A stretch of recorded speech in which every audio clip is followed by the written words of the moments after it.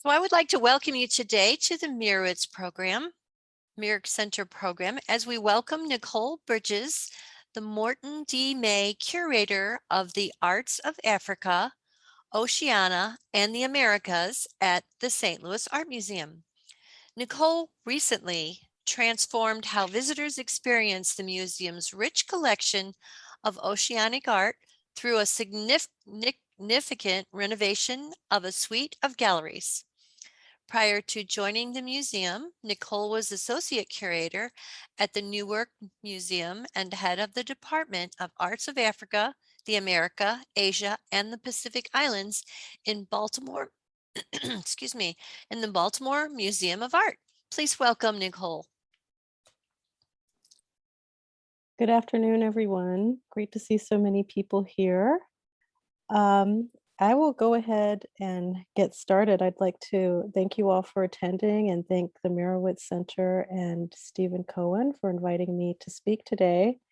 The museum, just so you know, I'm going to give you an overview of our new Oceanic galleries, which unfortunately, for those of you who don't know, the museum is closed to the public for the rest of the month of January and should reopen hopefully February 1st. So for now, this is what's available, our virtual walk through the galleries today. So what I'll do is I'm going to provide an overview of the galleries, and then I'll weave in some focus discussion on selected individual artworks. I will say that this project was co-curated with Philippe Pelletier, who was the longtime head of Oceanic collections at the Musée du Quai Branly in Paris, and who is an expert in a respected expert in oceanic art. And he does have a history with the St. Louis Art Museum, in that he co-curated the very popular Arts of New Ireland exhibition with then SLAM curator Michael Gunn. I'm a specialist in art from Africa, and so of course I wanted to bring in a specialist in oceanic art to collaborate with me on this really exciting opportunity and important project for the museum. So this is the gallery that you would enter if you were to enter the galleries from the parking concourse or from the direction of the cafe. So what you're seeing here on the right is a series of model canoes, and then on the left, selected artistically rendered canoe parts or canoe embellishments.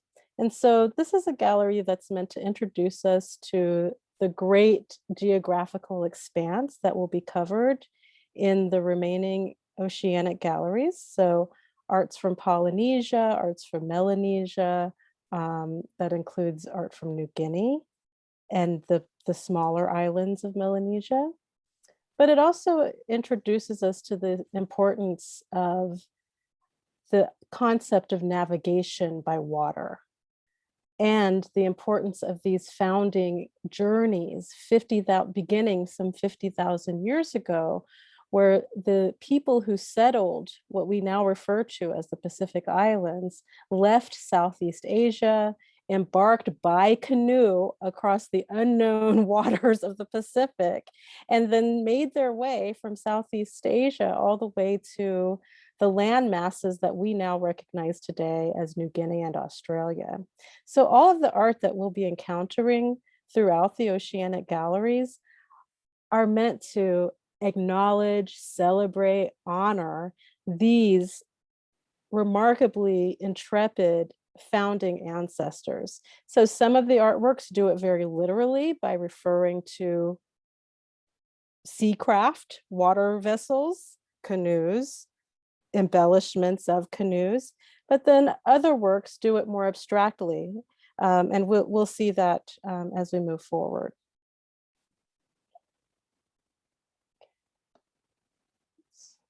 Sorry about that. Some more views of these model canoes coming from different parts of the Pacific.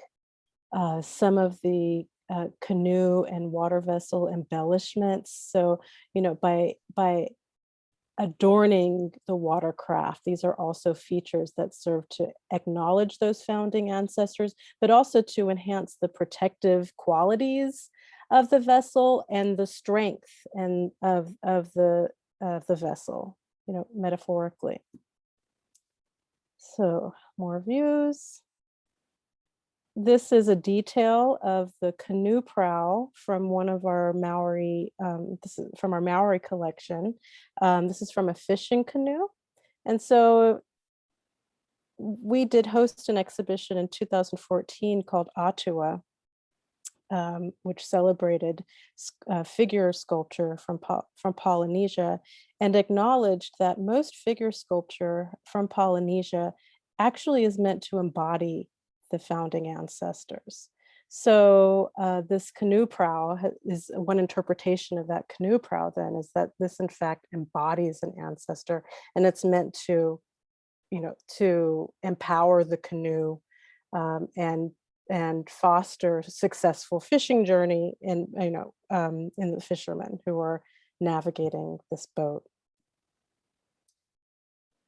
This is a ceremonial paddle, so even though it harkens to the functional paddle, right? It is ceremonial, it was used for dancing, but of course that this act of dancing is referring to those founding ancestors and those founding journeys.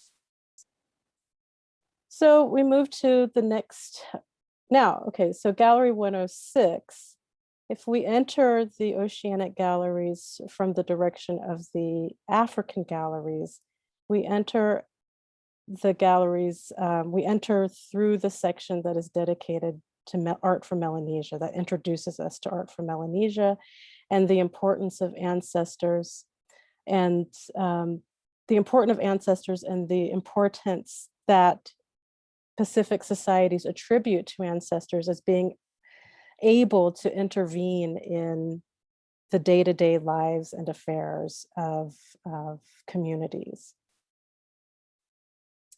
So this is more kind of sweeping views of the galleries. Now, one opportunity that, in terms of display style, that this renovation allowed us to do was to provide an opportunity to show smaller groups of artworks, as well as to display selected works individually and in some cases on open display. So this Telum figure here in the center was a great opportunity to get this work out on view. It hadn't been on view in a long time, and to give it the kind of the attention as sculpture that it deserves.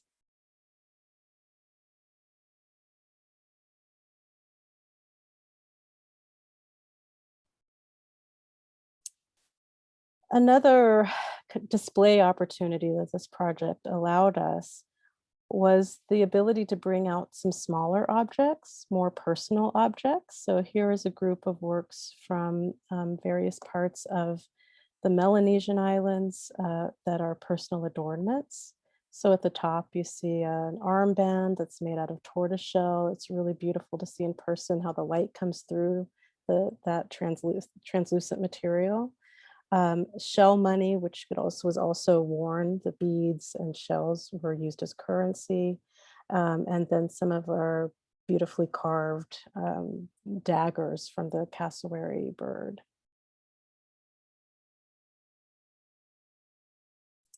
Now, Gallery 107, this is the central gallery of the new installation. This is the largest gallery. And this is all art from New Guinea, from Papua New Guinea. This is the strength of our Oceanic collection. It's where we have the greatest amount of breadth and depth.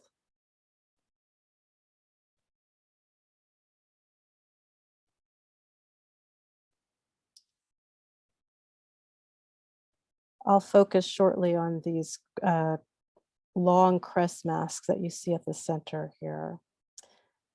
Much of the art in this section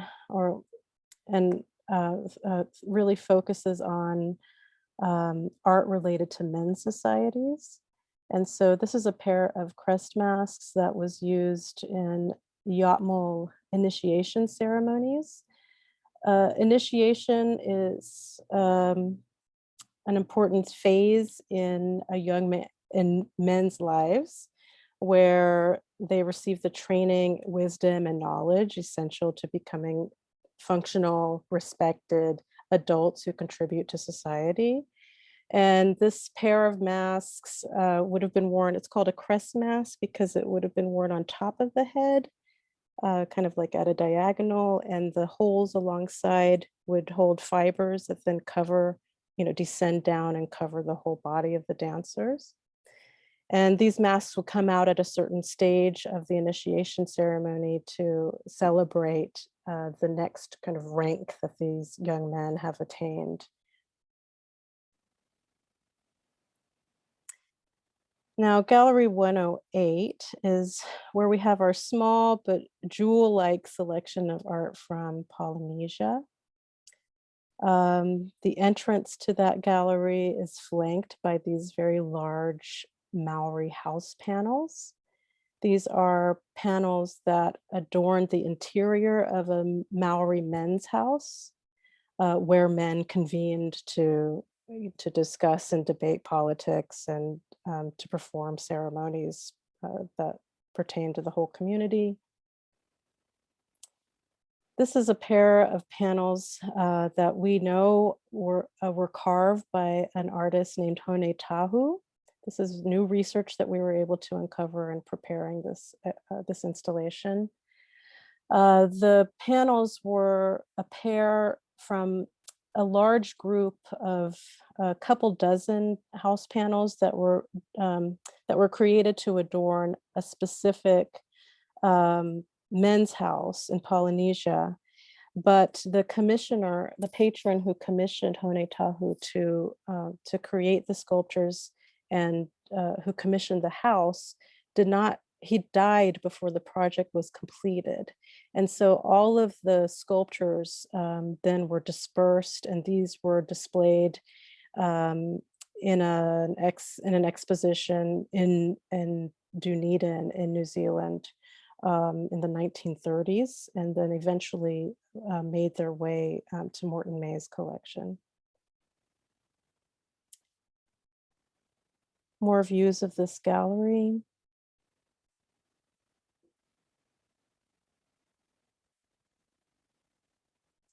Now, this is the model canoe from the first gallery. This is the Maori model canoe, which really in every detail recreates by sort of on scale a life-size Maori canoe, which really is larger than life because these are vessels. The full-size vessels are meant to hold as many as 100 men. But it is exact in terms that the stern here that you see compares with our full-size stern that we have on view in our collection, but the construction is exact. This is our wonderful Fijian breastplate, a prestige object from Fiji that uses some of the technology, the bindings using coconut fiber that you see the lashings, excuse me, let me get back to this. If you see some of the fiber attachments here and the way that this model canoe is assembled, the technology for assembling this pendant from whale ivory and pearl shell, the technique is also using the same kind of lashings that canoe builders used. And this was a specialty of Tongan artists who were working and building boats and vessels on the island of Fiji. And this reverse view, you can see the detail of the lashings.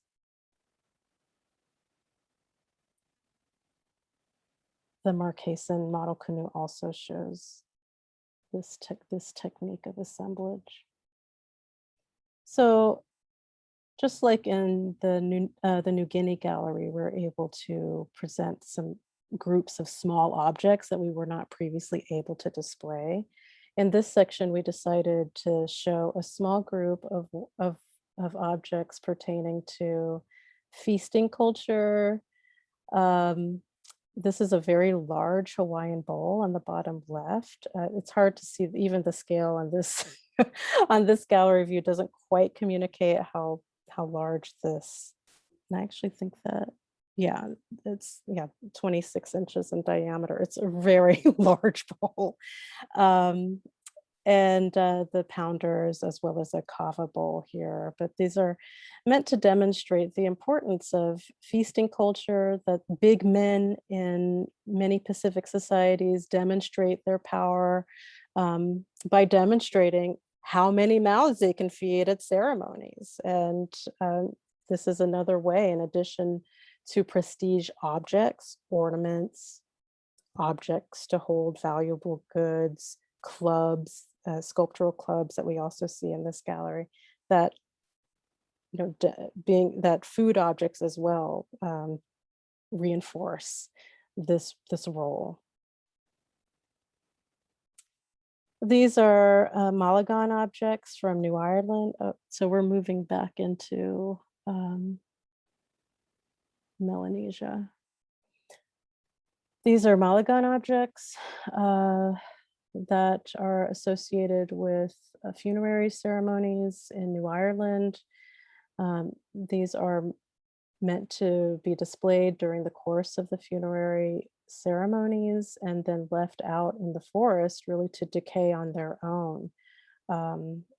And some intrepid collectors then, you know, since they were left to decay in the forest, collectors decided to bring these in into museum collections and ethnographic collections to represent an understanding of funerary culture in New Ireland. Here, this horn at the center, what you're seeing is a hornbill, the profile of a hornbill, and then a fish below the beak of the hornbill.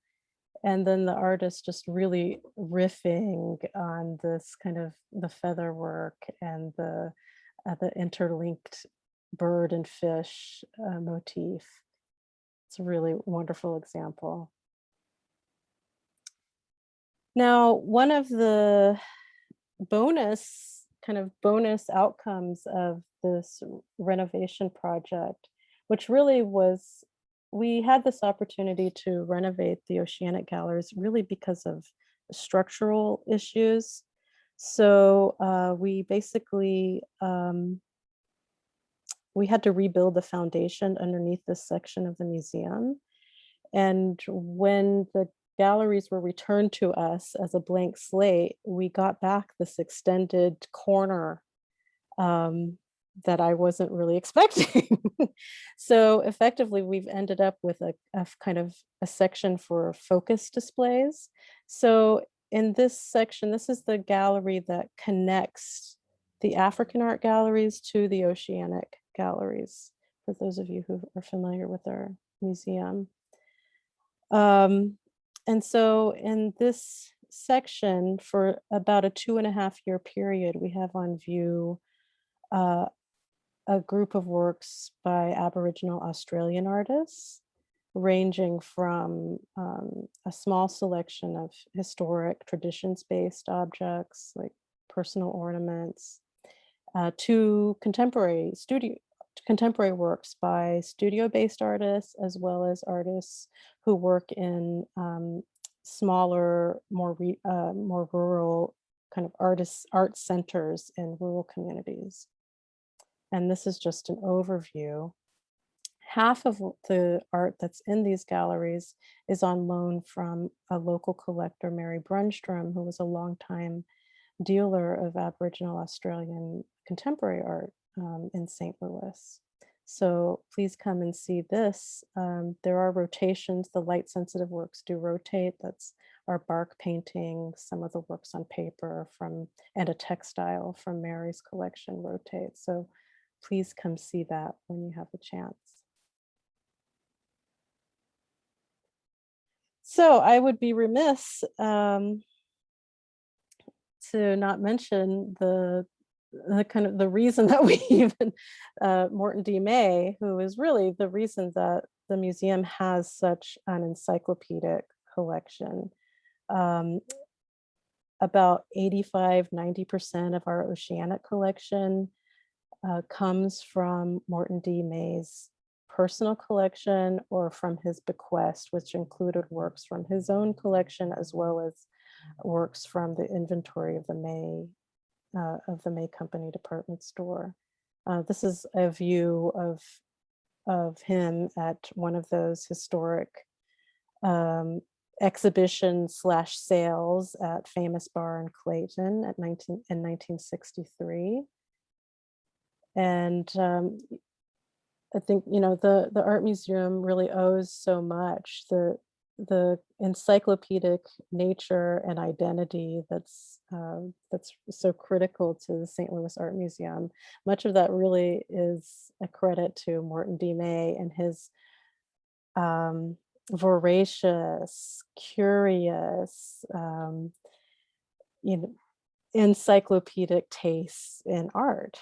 And it's, you know, it's really thanks to him that we have incredible collections of African, Oceanic, Ancient American art, but also our famous German Expressionists, Max Beckmann collections as well as other works that are scattered throughout the collections. So that's a quick overview of the galleries, and I'm hoping that there will be questions, and I'm happy to address those. I can see some of you, but I'll leave it to Judith to guide me. If you want to stop your the PowerPoint, then it'll be easier to see more of the audience. And Linda Kuzmer, I saw your hand up, and then I saw Michelle. Okay. Thank you that was very informative and interesting. You had mentioned a display that was in, you said 2014, that was the Maori art. Is that what you were referring to? In 2014, the museum hosted an exhibition called Atua, Sacred Gods from Polynesia, and that was curated by SLAM's former Oceanic curator, Michael Gunn. Okay, because before that, in fact, I can't even say what year this was, but I've never forgotten it. They had a major display of Maori art from New Zealand, and they actually had native Maoris come from New Zealand to the art museum, and I had the privilege to have the opportunity to be taken around by a Maori gentleman to explain all of these different art pieces and objects, which, as they say, I've never forgotten. It was amazing. And it was also very scary because their traditions and ceremonies and so on are things that are definitely not something we as Americans really have been involved with or understand. I learned a lot. Do you have any idea what year that was? I know that the exhibition that you're speaking of, it was an exhibition focused on Maori. It might have even been called Maori. It was. And I'm thinking 1980. I think it was in the 80s. Something like It's that. 1984, actually. Oh, thank you. Oh, hi, Nicole. Sid. Hi, Sid. Thank you. Yeah, that really made an impression. Thank you for doing this.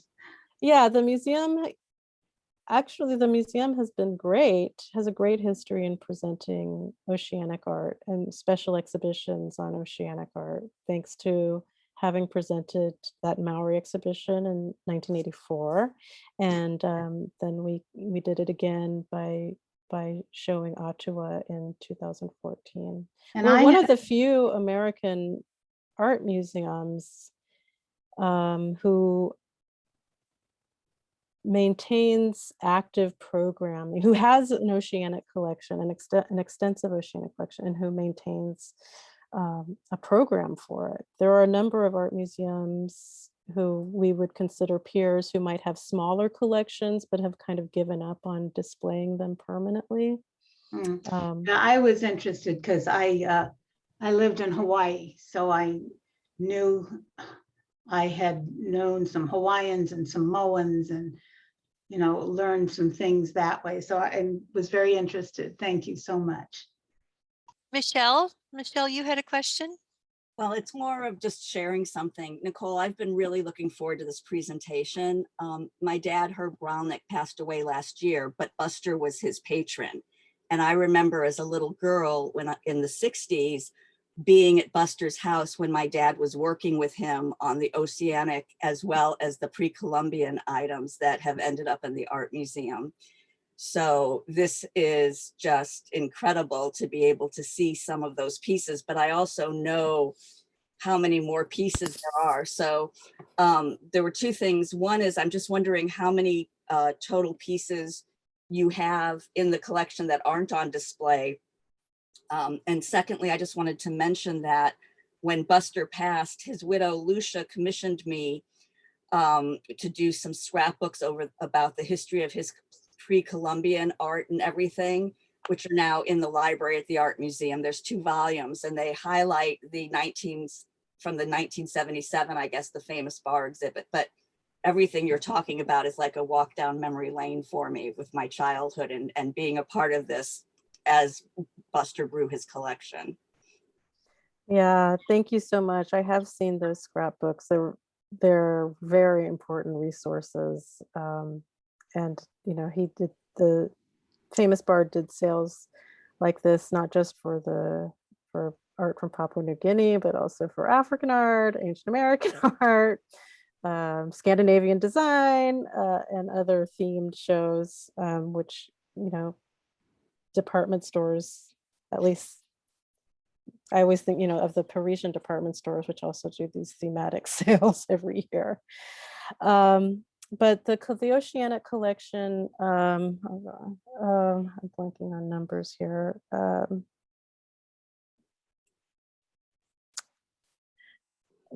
Anyway, what is on view is about 80 objects, 80 artworks are on view in the galleries, and we have, I want to say the number 1,200 is coming to mind, but I don't think that's quite right, of Oceanic artworks in the collection, something like that. But it's a very small percentage So, that we can display. Mr. Goldstein, you have your hand up? Yes, I would just say my recollection is that when Buster passed away, I believe he bequeathed something like 63 or 6,800 objects to the St. Louis Art Museum. So that included Oceanic, pre-Columbian, African, everything, and the huge number of, as Nichole mentioned, the German Expressionist material. He really, he put us on the map in so many different areas, as she's already mentioned.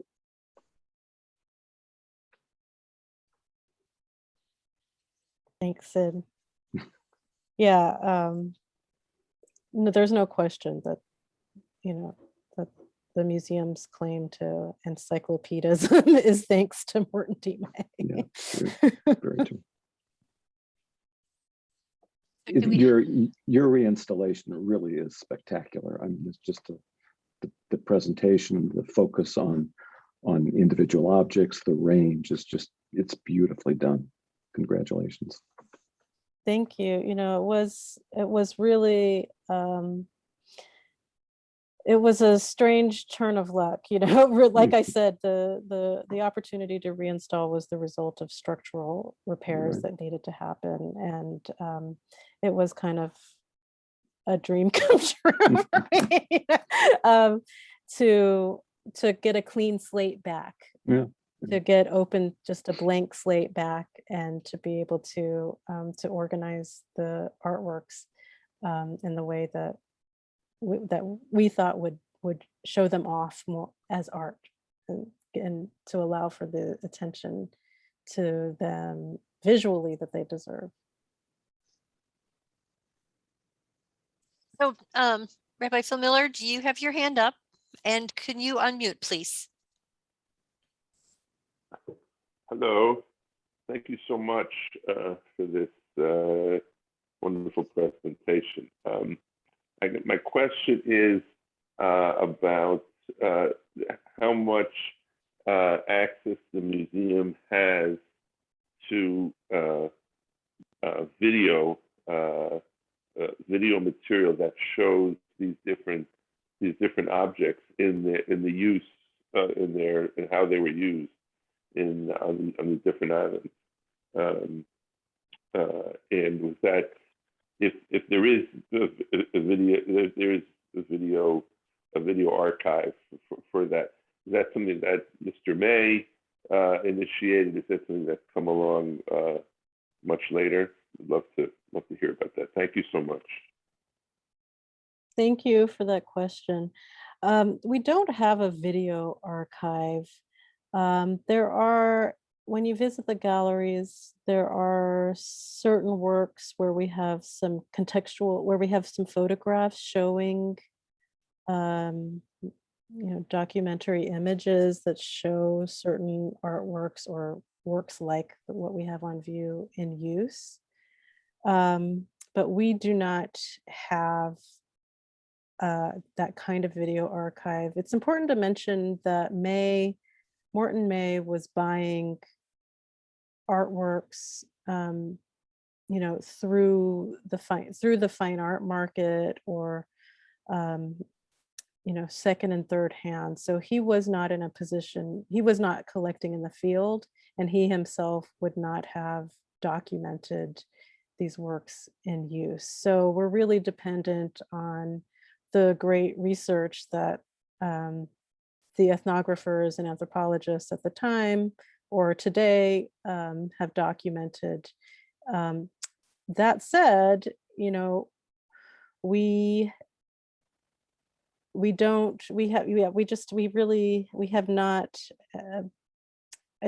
really haven't the resources to compile that kind of documentary footage. It exists.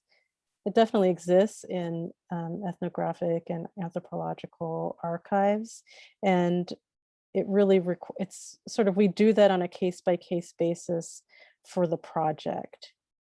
And this is, we also really need a curator for oceanic art who can spend that kind of time cataloging and enriching the archival material and research supporting that support and enhance our knowledge of our collections. And we just don't have that. We haven't had that since Michael Gunn left.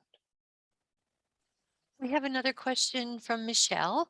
Can you speak to how SLAM stores and preserves art that is received via bequests but not displayed?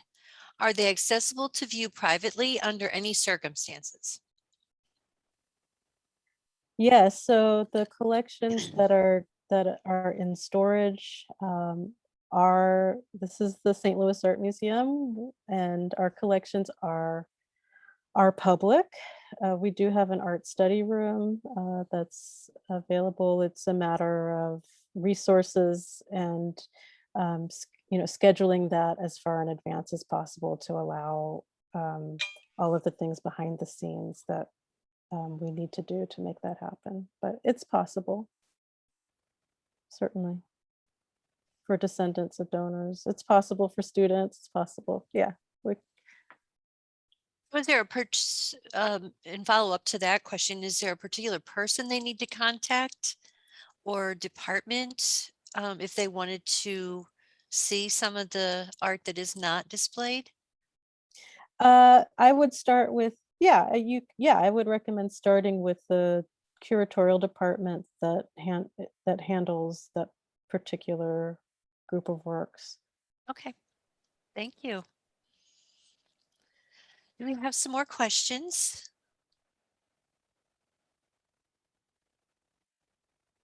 Not seeing any at this time.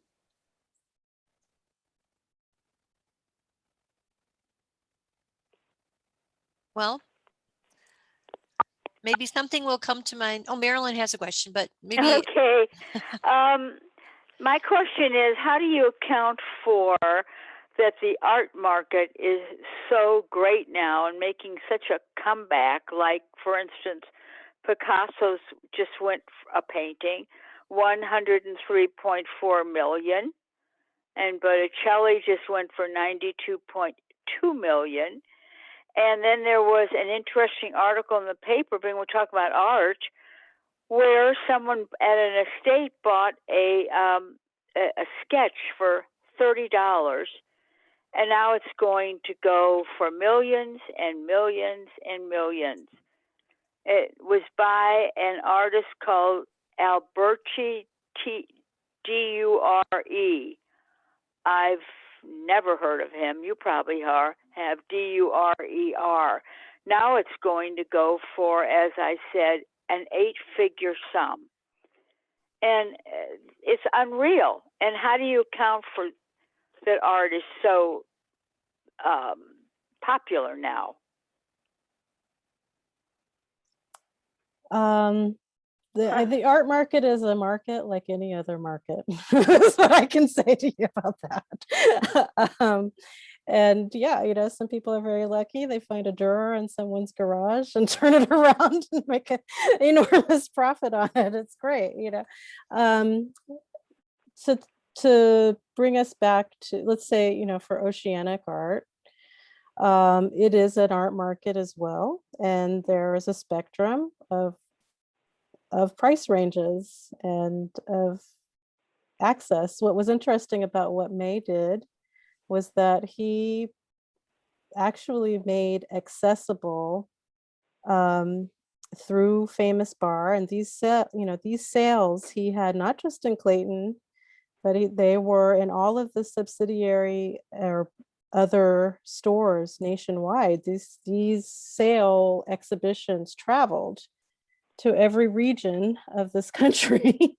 And I have colleagues all the time who say, oh, you know, it's this so-and-so donated this work that they bought at Hex, you know, in DC, or at, you know, I'm blanking on some of the other, you know, the subsidiary names of the regional names of the May Company stores, but he really democratized access to art by selling in the department store. And there are many levels, you know, it's a spectrum. Like any market, there's a very high end and there's a low end. And he was kind of all for it. And that was there. And that was what was accessible to the public. And depending on what what any one individual was willing to shell out at the time. But for oceanic art, there is a low end and there's a high end. And Sotheby's and Christie's have departments for historic oceanic art, but then you will also find historic oceanic art and other more accessible price points through other sources as well. That's all I could really say to that. Thank you. And Nichole was also wondering, is all art stored on site at SLAM? For the most part, with some exceptions.